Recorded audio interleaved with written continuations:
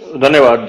देखिए, सबसे पहले मैं ये बात बोलना चाहूंगा कि मुद्दा बड़ा गंभीर है, क्योंकि यहाँ पर इसका सीधा नाता किसानों के साथ है, जिनको हम देश का अन्नदाता समझते हैं और अन्नदाता मानते हैं, उनको नमन करते हैं।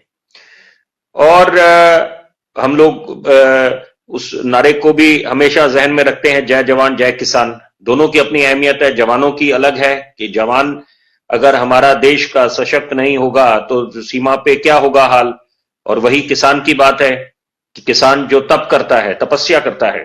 तो यहां पर कई बातें हैं जो मैं चाहता हूं, क्योंकि देखिए, सिक्के के दोनों पहलू होते हैं और यहां पर मैं दोनों पहलुओं को उजागर करूंगा, क्योंकि आपका चैनल देश विदेश देखा जाता है। दर्शक बड़ी उत्सुकता से, बड़े ध्यानपूर्वक पत्रकारों की, विश्लेषकों की बात सुनते हैं, तो हमें बड़े जिम्मेदारी से अपने विचार आगे रखने चाहिए।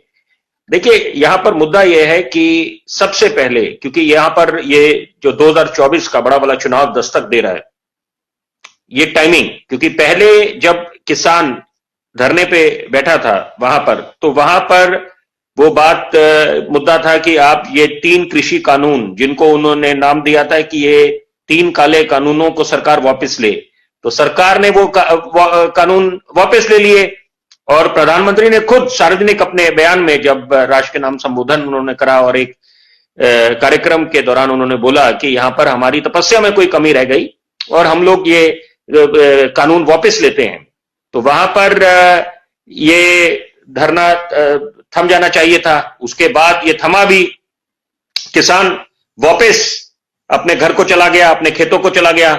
लेकिन यहां पर अब जब ये किसान आंदोलन दोबारा शुरू हो जाता है, तो यहां पर दोनों है। देखिए, यही हमारे प्रजातंत्र, लोकतंत्र की खूबसूरती है कि यहां पर सबके विचारों को, अभी मेरे से पहले जो सम्मानित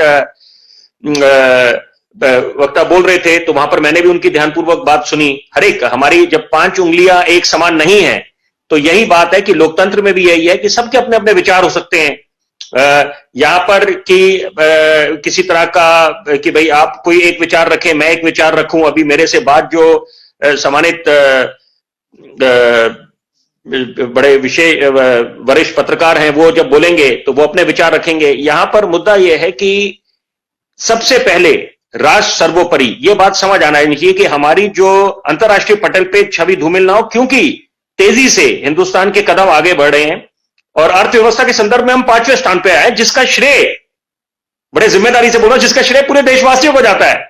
हर एक देशवासी को जाता है जिसने तपस्या करी है। और खास तौर पे कोरोना काल के बाद, जब सदी की सबसे बड़ी महामारी आई, हमारी जो स्वास्थ्य संसाधन है और जो आबादी है, उसको अगर हम मद्देनजर रखें, तो ये कमाल की हमने नजीर पेश करी, एक मिसाल कायम करी है, जो केस स्टडी बनेगी आने वाले वक्त में, कि हिंदुस्तान का आप उदाहरण दिया जाएगा कि देखिए कैसे उन्होंने इस स्थिति से निपटे थे और पूरा देश जुट गया था, तपस्या करी थी। बच्चों की तपस्या क्या कम है किसी भी दृष्टिकोण से, कि जब उनको बोला गया कि आप घरों में कैद रहेंगे, बाहर नहीं निकलेंगे, तो उन्होंने नियमों का अनुपालन करा, बल्कि अपने बड़े बुजुर्गों को उन्होंने प्रेरणा दी कि वो लॉकडाउन के नियमों का अनुपालन करें।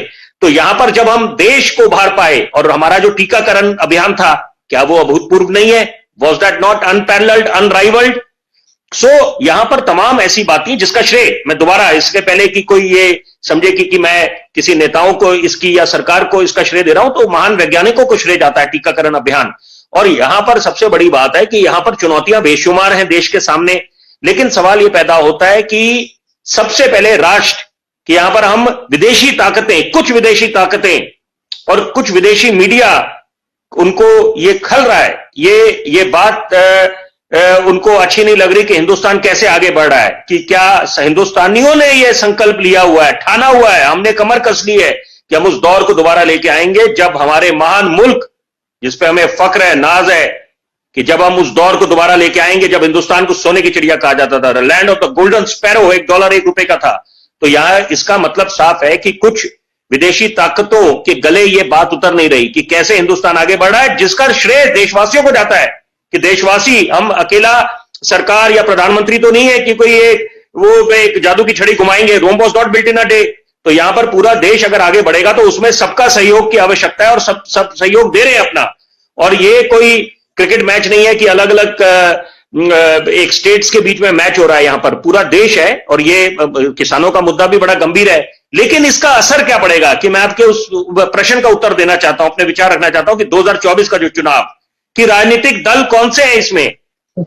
54 साल से ज्यादा कांग्रेस पार्टी ने राज करा है इस देश पे, सत्ता उनके हाथों में थी, जनता जो जनार्दन होती है उन्होंने भरोसा जताया कांग्रेस पार्टी पे।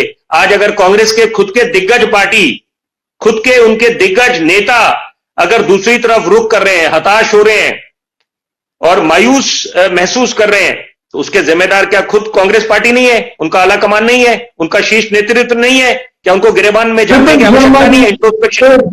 विपिन शर्मा जी माफ करना, मैनू रोकना पै रहा क्योंकि तुसीं तां पत्रकार हो, तुहानूं पता है कि साडी मजबूरी हुंदी है कि असीं एक खास टाइम ते एक ब्रेक लेनी हुंदी है, इस करके मैं रोक रहा। पर मैं ये भी गल कहनी चाहुंदा विपिन शर्मा जी, तुसीं काफी कुछ कहा, मैं चाहुंदा कि आपां मुद्दे ते गल करिए। अज दा मुद्दा यह है कि ਜਿਹੜੀਆਂ किसानां ਦੀਆਂ ਮੰਗਾਂ ਨੇ ਉਹਨਾਂ ਨੂੰ ਲੈ ਕੇ किसान खुद लड़ रहे हैं, उन्होंने पोलीटिकल पार्टीज ते विश्वास नहीं रहा, ते खास तौर ते उन्हों दे टारगेट जो है वो भारतीय जनता पार्टी है जिहड़ी सत्ताधारी धिर है। आपां करोना च की कीता, आपां अदरवाइज की है, अर्थव्यवस्था साडी कित्थे जा रही है, ये साडा अज दा मुद्दा नहीं। जे असीं यही गल करिए 80 करोड़ नूं मोदी साहब कहते कि अगले 5 साल तक असीं मुफ्त अनाज देना है, ਇਹਦਾ मतलब ਜਿਹੜੀ अर्थव्यवस्था दे असीं बड़ियां बड़ियां गल्लां करदे आ, ਉਹ ਤਾਂ 80 ਕਰੋੜ ਤਾਂ ਲੋਕ ਭੁੱਖੇ ਨੇ, गरीब ने, जिन्हां नूं किसानां दा पैदा कीता होया अनाज जाना। तो ਜਿਹੜੀ ਤੁਸੀਂ ਕਹਿ ਕੇ ਉਹਨਾਂ ਨੂੰ ਥੱਪ ਜਾਣਾ ਚਾਹੀਦਾ ਸੀ ਅੰਦੋਲਨ ਨੂੰ, ਵਿਪਨ ਸ਼ਰਮਾ ਜੀ ਉਹ ਉਦੋਂ ਇਹ ਵਾਅਦਾ ਕੀਤਾ ਸੀ ਕਿ MSP ਜਿਹੜੀ ਹੈ ਉਹਦੀ ਜਿਹੜੀ ਅਸੀਂ ਕਾਨੂੰਨੀ ਗਾਰੰਟੀ ਦੇਵਾਂਗੇ, वादा कीता सी कि ਜਿਹੜੇ केस वापस लवांगे, ਜਿਹੜੀਆਂ ਮੰਗਾਂ पेंडिंग रह गईयां 2 साल तो उन्हां दी मंग कर रहे ने किसान ते पोलीटिकल पार्टियां ते विश्वास नहीं कर रहे।